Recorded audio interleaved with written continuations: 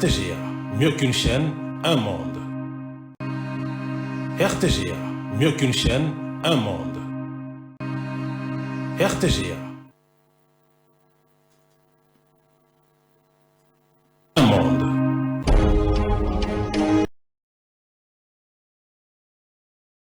Amis téléspectateurs de la RTGA, merci d'être branchés dans cette grande chaîne internationale.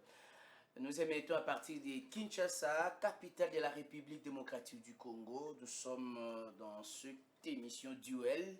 Duel, vous le savez, c'est une émission qui consiste à vous faire la lumière autour de plusieurs sujets d'actualité. Pour aujourd'hui, la lumière sera faite autour d'une thématique aussi très intéressante, d'ailleurs, qui est d'actualité en République démocratique du Congo. On va parler de la cohésion nationale chantée par tout le monde. Qu'est-ce qui bloque? Quels sont les facteurs qui peuvent favoriser la cohésion nationale? On va en parler pendant quelques bonnes minutes. Comme vous le savez, dans cette émission, j'ai toujours des personnalités très intéressantes qui partagent le plateau avec nous, qui analysent, qui réfléchissent à haute voix autour de la thématique proposée. Pour aujourd'hui, le casting est très bien choisi. Nous avons pour la toute première fois, mais je sais que ça ne sera pas la dernière, lui c'est Prince Kinana, il est président du mouvement des nationalistes divergents. C'est un parti politique membre de l'Union Sacrée. Monsieur Prince, bienvenue. Merci beaucoup, M. Johnson. Je l'ai dit, hein, c'est la première, mais ce n'est pas la dernière en tout cas. Merci en tout cas. Si Dieu prête vie, nous serons toujours là. Nous serons avec ces pays. Vous êtes de l'Union Sacrée. Oui, oui. Vous soutenez le chef de l'État, il faut le dire. Nous avons d'ailleurs bâti campagne pour lui. Nous avions commencé depuis son premier mandat.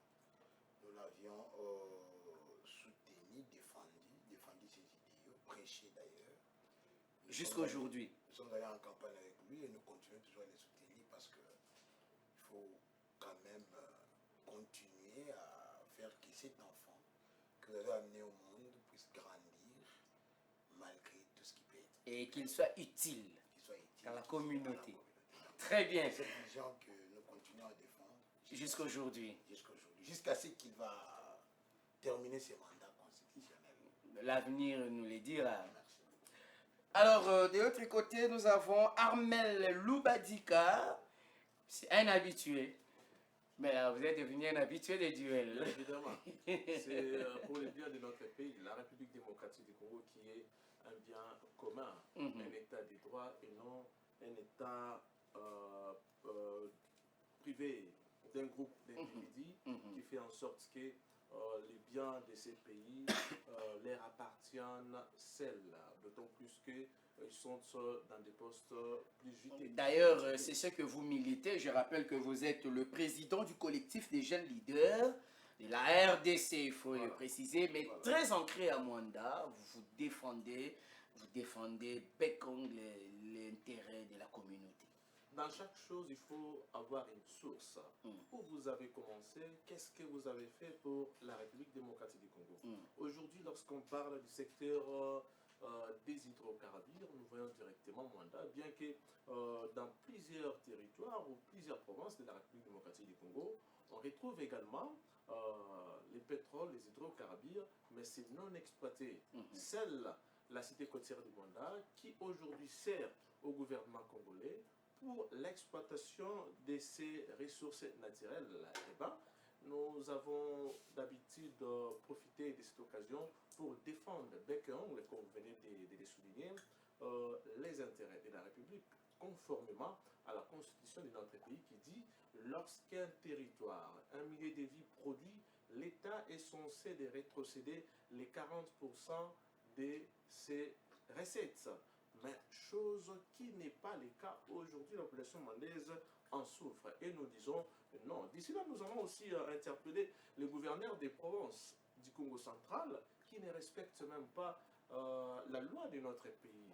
Le gouvernement central rétrocède, mais jusque-là, les territoires du Mwanda ne savent pas à quel pourcentage doit-il bénéficier pour que ces territoires puissent revêtir des salles. On y reviendra. Je sais que les 10 millions octroyés pour le développement du territoire pose encore problème. Mais Son la dame sera arrêtée utilisation, avec son financier. on va Là, en c'est parler. certain. La justice est derrière ce dossier et nous n'allons pas abdiquer.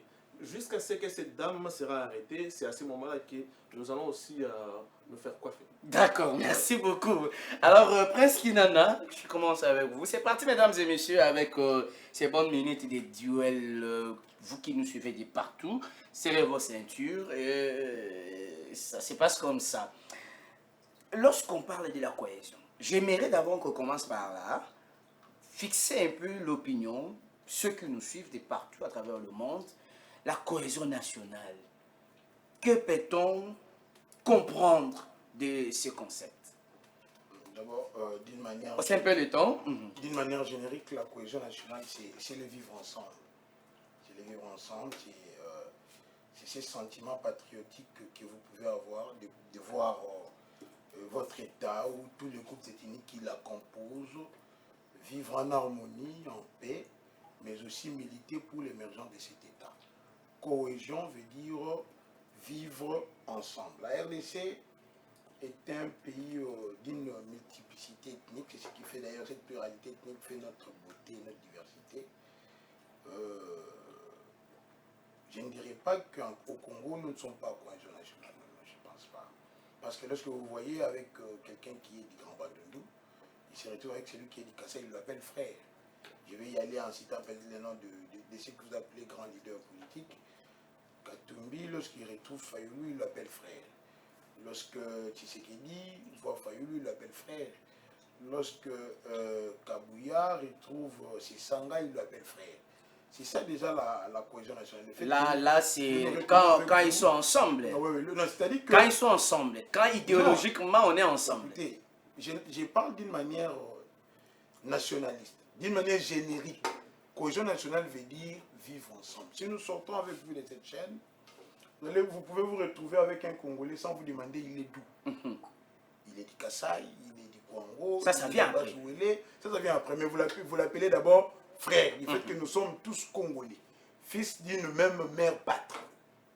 C'est cette appartenance, cet sentiment qui nous fait appartenir à ces grands Congos et que vous voyez un de votre compatriote, votre concitoyen, vous l'appelez frère, c'est ça la cohésion nationale. Mais maintenant, il y a des prépondérances qui militent pour maintenir cette cohésion. Entre autres, la lutte contre le tribalisme, entre autres, la lutte contre l'injustice sociale, entre autres, il y a beaucoup de prépondérances qui entrent en valeur pour permettre à ce que cette cohésion nationale reste le ciment. Elle s'apparente à l'unité nationale. La cohésion nous amène à l'unité. Lorsque vous avez ce sentiment d'appartenir au Congo et que vous voulez que ce Congo reste un indivisible, là nous parlons de l'unité nationale. En fait, jusqu'à preuve du contraire, Mobutu a été ou reste le seul. Le père de la cohésion nationale. Non, pas de la cohésion, le père de l'unité nationale. C'est-à-dire, à une certaine époque, les Congolais ont voulu se séparer. Le régionalisme a voulu supplanter le vivre ensemble. Le tribalisme a voulu prendre le dessus sur la mise en commun de nos valeurs. Maintenant, Mobutu a milité pour rétablir la cohésion, la mise en commun des Congolais, qui se considèrent tous être fils d'une même mère. Et c'est cette cohésion qui nous a ramené l'unité nationale. C'est comme ça qu'à cette époque de Mobutu, il disait Tata Bomoko, Maman Bomoko. Ekolo Bomoko. Ekolo Bomoko. On pouvait voir quelqu'un qui est du Kassai être gouverneur dans le Congo central, à l'époque Bazaïr, si je ne me trompe pas. Quelqu'un qui est du Grand Bandundu allait devenir gouverneur au Saba, Katanga aujourd'hui, et Mété. C'est cette mise en commun de valeurs et cette reconnaissance que vous pouvez avoir de l'État. Très bien. C'est très bien expliqué, c'était vraiment très pédagogique. Armel Loubadika, lorsque nous regardons aujourd'hui, pour ne plus revenir sur le concept, lorsque nous regardons aujourd'hui, on peut dire qu'en République démocratique du Congo, nous vivons dans la cohésion. Dans notre pays, nous ne vivons pas dans la cohésion, d'autant plus que depuis l'accession à la souveraineté nationale de ces grands pays en 1960 jusqu'à ces jours, c'est les plus grands défis que nous faisons face. La cohésion La nationale. cohésion nationale. Depuis 60. Depuis 1960 jusqu'à ces jours. Raison pour laquelle nous avons toujours l'habitude de dire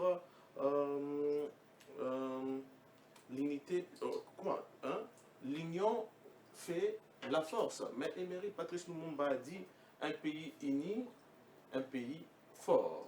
Mais aujourd'hui, c'est un problème sérieux pour notre pays, la République démocratique du Congo. D'autant plus que les détournements des deniers publics a pris de la place, a déchiré la cohésion nationale, la mauvaise gouvernance aujourd'hui dans la chose publique a fait à ce que la cohésion nationale soit mise à mal. Mais également, il y a les problèmes de tribalisme, il y a les problèmes de nomination aujourd'hui. Lorsque vous voyez dans une province ou une autre, la population veut à ce que le gouverneur ou soit l'administrateur de ces territoires soit appartient à leur tribu. Donc fils du terroir. Fils du terroir ou soit fils de la province. Bien qu'à l'époque, lors du fait Mobutu, il a essayé au moins de nous mettre ensemble pour que nous puissions avoir ces sentiments. Ce n'est pas simplement le fait de vivre ensemble, ce qu'on pourra définir la cohésion nationale, mais c'est aussi avoir ces sentiments de demeurer dans l'unité pour faire avancer notre pays, la République démocratique du Congo. Pourquoi aujourd'hui il y a des problèmes au niveau de l'Est? Parce qu'il y a un problème de cohésion nationale. Pourquoi aujourd'hui il y a une scission, il y a une dichotomie entre une province à une autre? Parce que nous ne nous attendons pas, il y a des problèmes sérieux. Les uns veulent à ce que le président actuel, par exemple, puisse considérer leurs frères plus que les autres, et c'est vice-versa. Or, le pays, le Congo, c'est un bien commun, n'est pas un bien privé. La cohésion nationale aujourd'hui... Vous l'avez dit d'ailleurs d'entrée de jeu.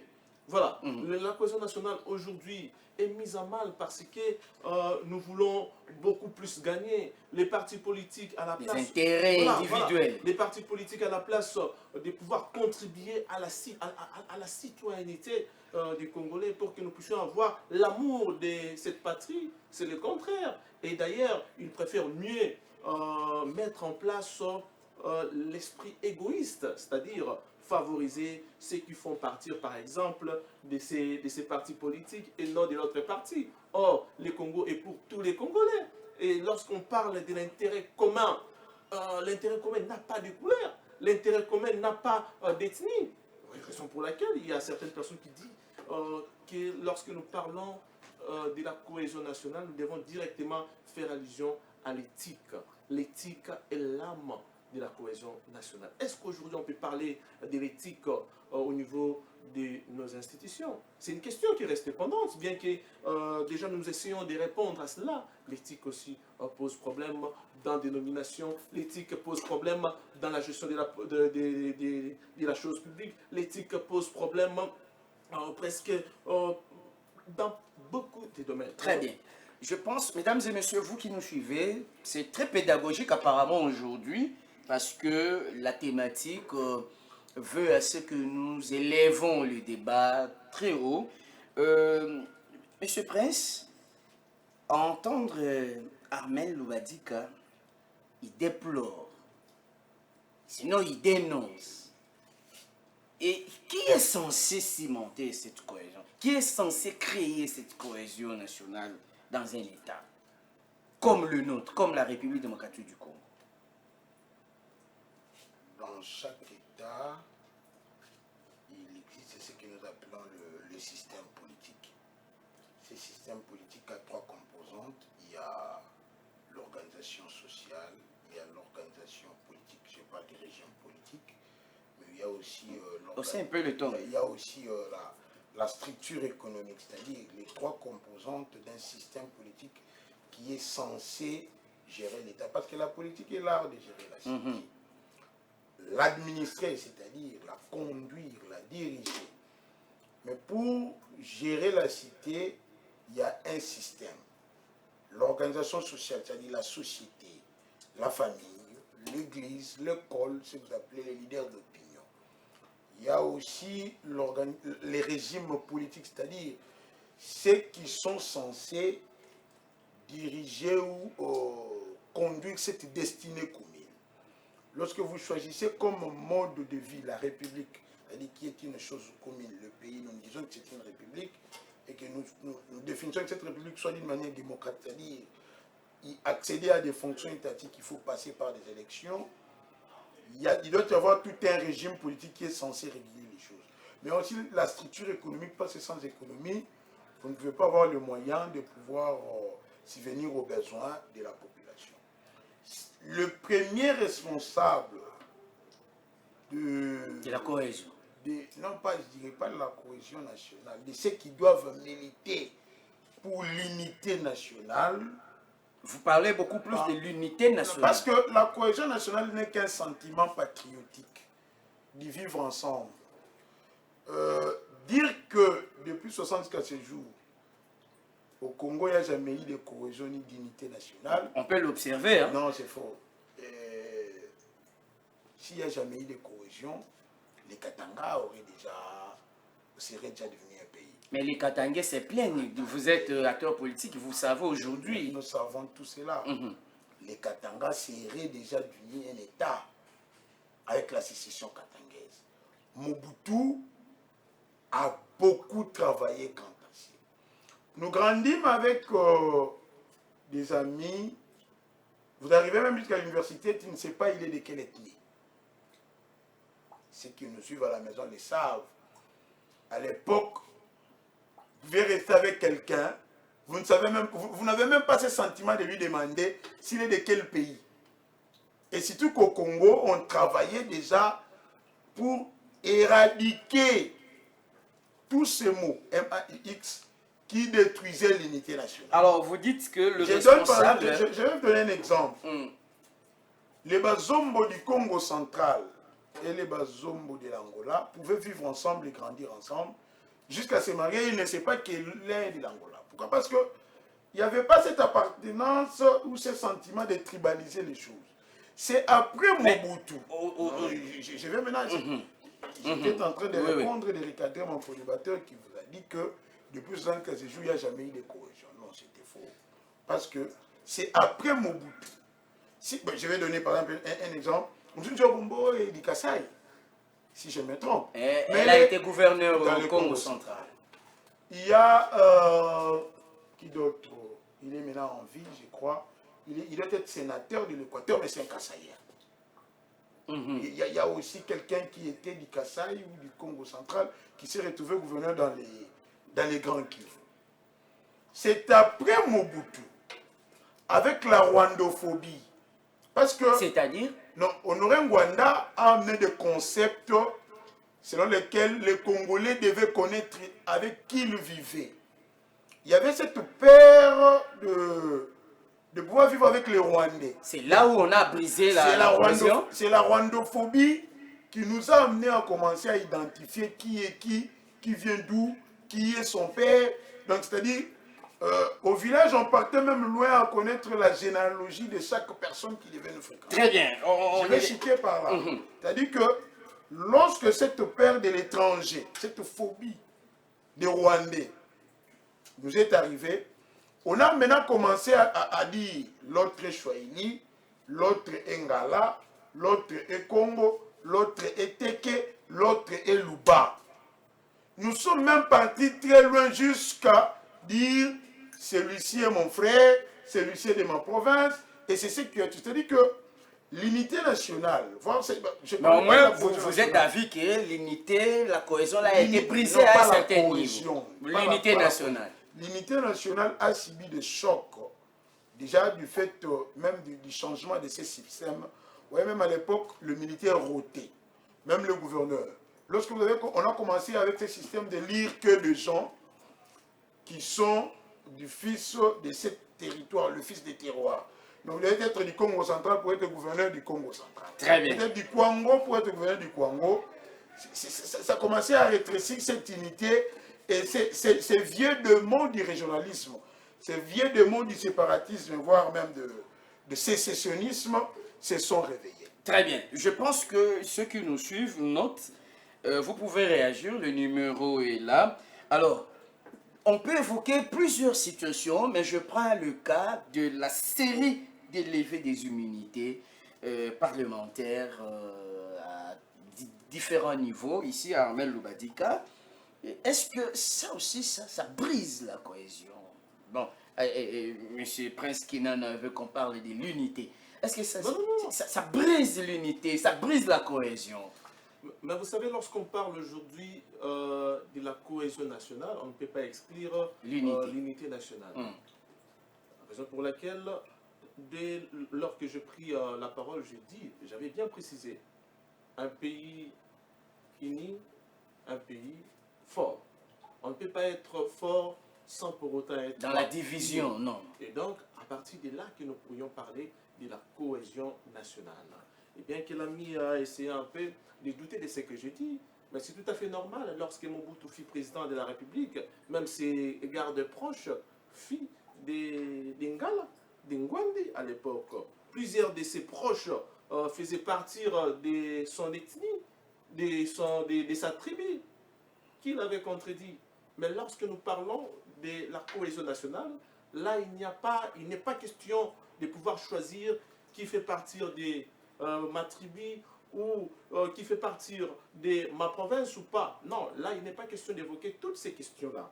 Et lorsque je pourrais revenir à ta question, lorsque vous parlez de la levée des immunités... Ça crée des frustrations, ça et là. Est-ce que ça brise l'unité? Je ne pense pas. Lorsqu'on parle aujourd'hui de la cohésion nationale, on ne peut pas aussi mettre de côté une justice sociale équitable, où ça exige à ce que tous les Congolais soient égaux devant la loi. Ça exige à ce que nous ne puissions pas parler de l'impunité. L'impunité nous amène à ce que tous ceux qui ont détourné, tous ceux qui ont commis des failles ne soient pas punis. Or, les lois de notre pays ne disent pas cela. Les lois de notre pays disent plutôt que tout Congolais, tout citoyen congolais est égaux devant la loi. Lever les immunités des uns et des autres, cela ne poserait pas de problème, d'autant plus que si, par exemple, ils estiment, ou soit elles estiment, les institutions compétentes estiment que les personnes qui sont aujourd'hui reprochées par la justice congolaise devraient répondre devant la justice, eh bien, ça ne poserait aucun problème. Aujourd'hui, nous sommes en train de déplorer, de dénoncer matin, midi, soir, sur les questions liées au détournement des deniers publics. C'est parce que nous avons besoin, c'est que l'impunité cesse. Abat l'impunité. Nous voulons que la République démocratique du Congo puisse aller de l'avant. Et lorsque aussi nous parlons de la cohésion nationale, il est question de pouvoir... D'abord, la cohésion nationale, c'est un enjeu majeur pour la stabilité et le développement d'un pays. On ne peut pas parler du développement lorsqu'il y a détournement, lorsqu'il y a impunité. Mais aujourd'hui, à l'Assemblée nationale ou soit au niveau des Sénats, lorsqu'on lève des immunités des uns et des autres, c'est parce qu'il y a un problème. Et lorsqu'il y a un problème, il faut trouver des solutions. Il faut qu'il y ait une justice sociale équitable, où tous les Congolais doivent répondre de ses actes de gestion lorsqu'il fit ou lorsqu'il est à un poste donné.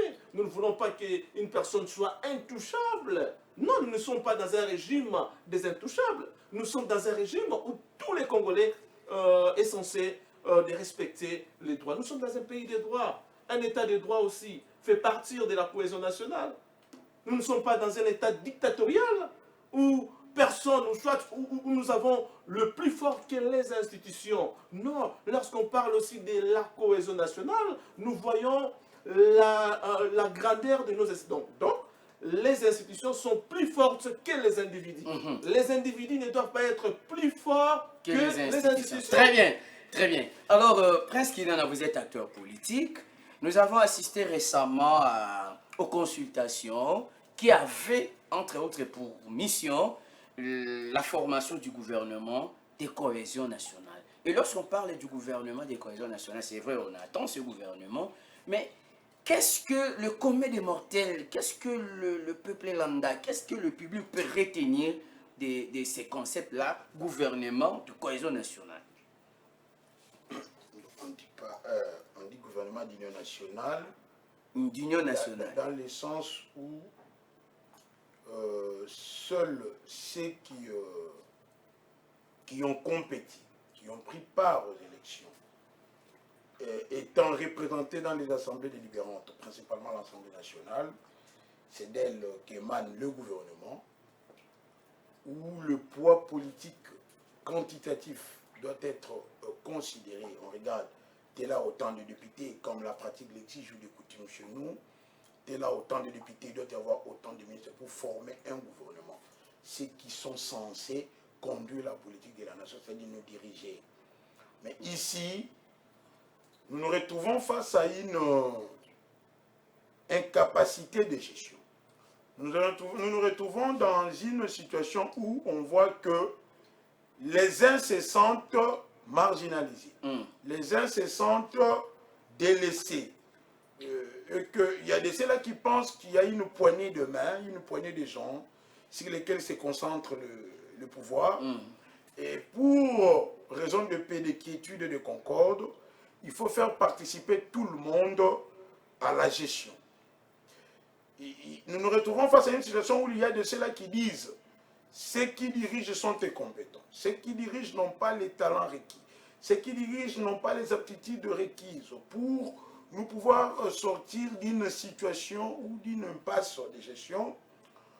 Maintenant, on passe outre les us et coutumes, on permet à ce que tout Congolais ait pris de bon sens, de rationalité, ait pris de développement, de voir son pays émerger, qui pense détenir des qualités, qui pense être leader, qui pense corriger quelque part ou dans un domaine donné, est capable de venir participer à la gestion de la chose publique. Là, on parle d'un gouvernement d'union nationale. C'est-à-dire, on permet à tout le monde, on ne va pas prendre les 120 millions d'habitants congolais, c'est-à-dire à certains acteurs politiques, ceux qui sous-tendent à des pressions politiques, à des pressions de société, ceux qui se disent être leaders, c'est-à-dire tous les camps politiques qui se disent prêts à participer, on ouvre la brèche, le pouvoir en place, c'est-à-dire ceux qui ont reçu mandat de ce peuple, permettent aux autres de venir participer à la gestion de la chose publique. C'est là où on parle d'un gouvernement d'union nationale. Un gouvernement qui est censé diluer ou phagocyter les pressions tant politiques que populaires qui peuvent soit déstabiliser le pays d'une manière politique et sociale. Alors, vous avez, on me fait signe que nous tendons vers la fin, vous avez suivi on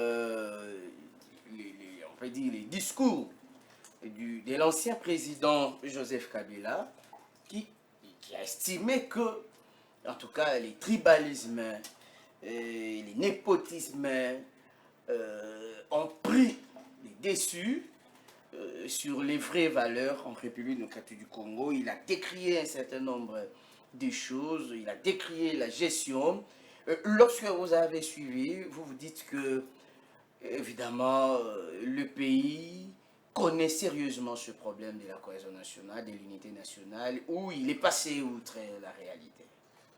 En fait, les présidents honoraires de notre pays devraient en principe commencer à présenter ses condoléances aux familles éprouvées, aux familles qui sont endeuillées au niveau de l'Est, bien qu'aujourd'hui nous apprenions qu'il est à Goma, là où ça chauffe, là où les rebelles ont pris d'assaut la grande partie de notre pays, la République démocratique du Congo.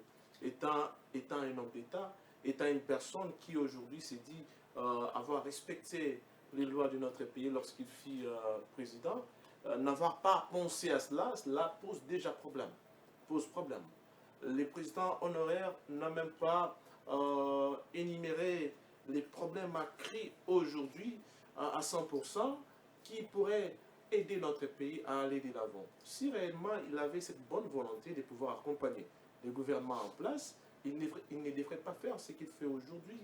Il est à l'Est, il est parti visiter les centres de formation des militaires du M23 pendant que vous souhaitez apporter des solutions à la guerre de ce pays. Et là, c'est vouloir une chose et son contraire à la fois. Donc, il est passé à côté de la plaque. Il est passé à côté de la plaque à la place de pouvoir prioriser ce qui est essentiel pour notre pays, la République démocratique du Congo. Prince Kinana, nous parlons de la cohésion nationale. Lorsque vous avez entendu les discours de l'ancien président de la République qui veut apporter sa contribution pour relever l'État congolais, vous vous dites qu'il est dans le bon. Donc Kabila a fait un discours où il s'est victimisé. Il a fait un discours où il a motivé le pourquoi il aurait préféré de soutenir la rébellion ou l'insurrection, voire l'agression.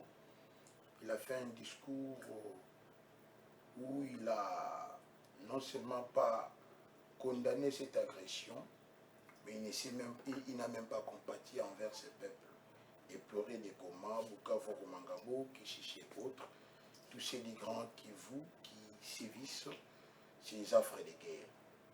Dans son discours, il a stigmatisé le tribalisme. C'est-à-dire qu'il a non seulement voulu déchirer ce tissu d'union ou d'unité nationale, en voulant encore réveiller ces vieux démons parlant des Katangais, parce que c'est ça le problème avec nos frères du Katanga. Ils aiment beaucoup plus se victimiser et stigmatiser ces phénomènes de katangophobie. C'est-à-dire, ils veulent, Kabila dit, les généraux katangais sont traqués par Tshisekedi, tués, marginalisés et autres. Il a incité à la haine tribale. C'était un discours qui a déchiré non simplement les tissus de cette unité, mais qui ne veut pas nous unir en tant que peuple. Lui qui a géré à la destinée de ces pays, lui qui était l'ancien président, qui doit normalement user du patriotisme et de loyauté envers l'État, c'est un discours qu'il devait éviter. Il est allé même très loin, invitant même à un coup d'État quand il dit à l'armée, il a incité l'armée à la désobéissance, voire même leur disant que moi je vous connais, vous êtes meilleurs, mais c'est le commandant suprême qui n'est pas capable. Et il les rappelle à désobéir au commandant suprême des forces armées. Ce n'est pas un discours patriotique, ni un discours de nationalité qui pouvait quand même unir les Congolais. Il a de plus en plus enfoncé cette plaie de démons qui nous séparent. Je pense que les Congolais sont assez matures pour ne pas prêter attention à ce qu'il a dit. Très bien, alors on va terminer par ces derniers tours de parole, 1 minute à chacun, on termine par là. Vous regardez votre caméra, mes chers Mel, dites aux Congolais ce qu'ils devraient faire en 1 minute pour cimenter cette union nationale et maintenir la flamme de la cohésion nationale, parce que nous en avons besoin en ce moment. La cohésion nationale exige à ce qu'il y ait l'amour patriotique. Nous devons également soutenir les institutions en place, bien que ces institutions sont aujourd'hui dirigées par une seule personne, le président de la République, et ce président n'est pas le seul qui dirige ce pays. Il dirige avec ses subalternes, il dirige avec l'ensemble, il dirige avec les Sénats, il dirige avec les gouvernements. Tous les Congolais, nous sommes censés d'apporter une main forte à cette gestion pour que nous puissions avoir la paix dans notre pays. Aujourd'hui, nos frères de l'Est souffrent matin, midi, soir. Ils sont massacrés par des rebelles. Nous ne pouvons pas s'élever au jour le jour, combattre le gouvernement, combattre les institutions. Nous devons les soutenir pour mettre hors d'état de nuire ces rebelles qui nous haïssent, qui tracassent et maltraitent nos frères qui sont dans la partie est de la République. Très bien. Mais monsieur Prince Kinana, président du mouvement des nationalistes divergents, vous avez votre caméra en 1 minute. Quel est le message que vous pouvez lancer à tous ces Congolais pour cimenter l'unité nationale, cohésion nationale? Il suffit simplement d'éviter d'être tribal, d'éviter le clientélisme, d'éviter le népotisme, la camaraderie, le favoritisme.